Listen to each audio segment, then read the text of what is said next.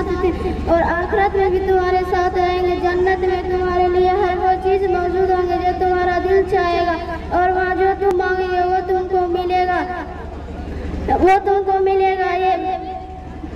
ये बख्शने वाले मेहमान की तरफ से बतौर मेहमान नवाजी होगा। अस्सलाम वालेकुम वरहमतुल्लाहि वबरकातुहू। वालेकुम अस्सलाम वरहमतुल्लाहि। अस्सलाम वालेकुम वरहमतुल्लाहि वबरकातुहू। वालेकुम अस्सलाम वरहमतुल्लाहि वबरकातुहू।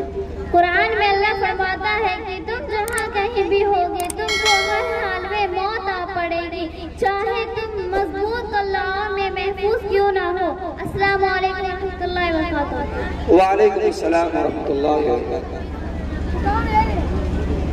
अस्सलाम वालेकुम वरहमतुल्लाहि वबरकातुहू। वालेकुम अस्सलाम वरहमतुल्लाहि वबरकातुहू। कुरान में अल्लाह ताला फरमाता है दुनियावी जिंदगी तो कुछ भी नहीं, सिर्फ धोखे का सौदा है। इसलिए उसी तरह इंसान कुरान में अल्लाह ताला फरमाता है दुनियावी जिंदगी तो कुछ भी नहीं, सिर्फ धोखे का सौदा है। खुलासा जिस तरह माल के जाहिर को देखकर खरीदार फंस जाता है, उसी तरह इंसान दुनिया की चमक धमक से धोखे